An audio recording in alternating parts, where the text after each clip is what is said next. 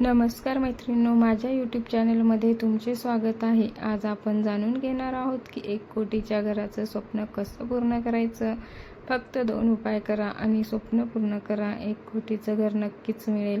पूर्ण व्हिडिओ शेवटपर्यंत नक्कीच पहा। इतक्या मोठ्या आर्थिक गोष्टीसाठी कोणताही जादू शॉर्टकट नसतो, मात्र श्रद्धा, शिस्त आणि योग्य कृती ह्याचा संगम असेल तर घर मिळण्याचा मार्ग नक्कीच सोपा आणि सरळ होतो, स्पष्ट होऊ शकतो। स्वामींचे उपाय हे प्रत्यक्षात मन स्थिर ठेवण्यासाठी आणि योग्य निर्णय घेण्यासाठी मदत करणारे उपाय आहेत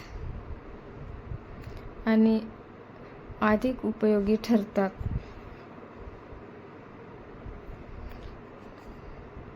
स्वामींचे उपाय केल्याने कधीच कमी पडत नाही। घर घेणं ही केवळ आर्थिक गुंतवणूक नसून भावनिक स्वप्न असतं। म्हणूनच खाली दिलेले 2 उपाय आणि त्यासोबतच स्वामी सेवा आवश्यक व्यावहारिक पावले तुम्हाला ह्या प्रवासात संतुलन देतील। उपाय नंबर 1, स्वामींचे नामस्मरण आणि सकाळची साधना। दररोज सकाळी लवकर उठून शांत मनाने स्वामींचे नामस्मरण करणे हा पहिला उपाय आहे। श्री स्वामी समर्थ हा जप मन लावून 108 वेळा करा। हा उपाय दररोज करावा। हे करताना मनात स्पष्ट संकल्प असावा, माझं स्वतःचं घर मिळावं आणि ते प्रामाणिक मार्गाने मिळावं अशी प्रार्थना करा। नामस्मरणाचे फायदे केवळ धार्मिक नाहीत तर मानसिकही आहेत। नियमित जप केल्याने मनातील गोंधळ कमी होतो आणि मनात सकारात्मक विचार येतात, नकारात्मक विचार दूर जातात आणि खूप सारे बदल घडू शकतात। निर्णय क्षमता वाढते आणि आत्मविश्वास मजबूत होतो। घर हे खरेदीसारख्या मोठ्या निर्णयात ही गोष्ट अत्यंत महत्त्वाची ठरते। तसेच प्रत्येक गुरुवारी साधा आणि उपवास ठेवून संध्याकाळी स्वामींची पूजा करावी। दिवा लावून फूल अर्पण करून आणि मनापासून प्रार्थना करावी। हे करताना माझ्या प्रयत्नांना योग्य दिशा मिळू दे अशी भावना ठेवावी। स्वामी नक्की तुम्हाला यश देतील, भरभराटून तुमची प्रगती करतील। नंबर 2, सकारात्मक ऊर्जा आणि घरासाठी नियोजन। दुसरा उपाय म्हणजे आपल्या घरात आणि मनात सकारात्मक विचार असणे, ऊर्जा निर्माण करणे। हे ज्या घरात आपण सध्या राहतो त्या स्वच्छ, नीटनेटके आणि प्रसन्न ठेवणे आवश्यकच आहे, कारण आपले वातावरणच जर आपल्याच विचारांना आकार देत असते तर रोज घरात दिवा लावणे आणि साधी प्रार्थना करणे आणि कुटुंबासोबत थोडा वेळ शांततेत घालवणे हे लहान वाटणारे पण प्रभावी उपाय आहेत।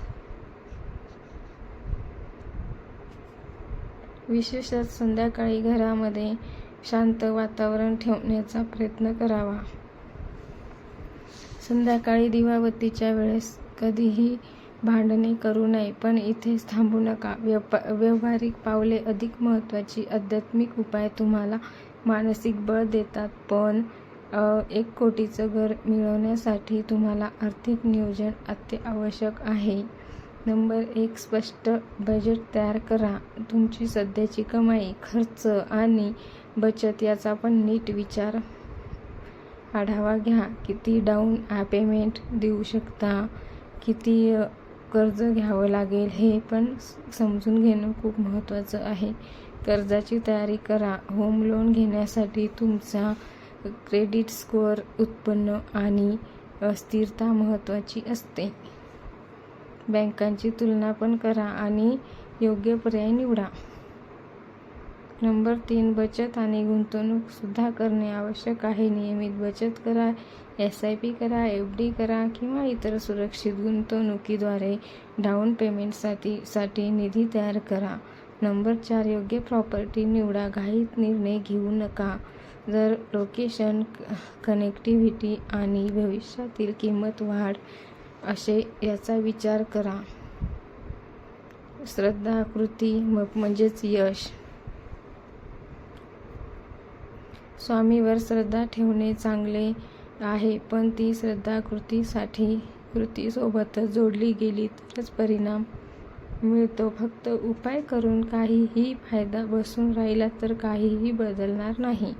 पण त्याच वेळी केवळ एक धावपळ करून मन शांत नसेल तर निर्णय चुकू शकतात. म्हणूनच रोज थोडा वेळ स्वतःसाठी काढा, स्वामींचे स्मरण करा आणि त्यानंतर स्पष्ट मनाने आर्थिक निर्णय घ्या. नक्कीच तुम्हाला स्वामी महाराज यश मिळवून देतील. आणि 1 कोटीचं घर मिळवणे हे मोठं स्वप्न आहे, पण ते अशक्य नाही. फक्त 2 उपाय हा विचार आणि थोडा सोपा करून सांगतो, पण प्रत्यक्षात हा उपाय तुमचं मन आणि दिशा सुधारण्यासाठी आहेत.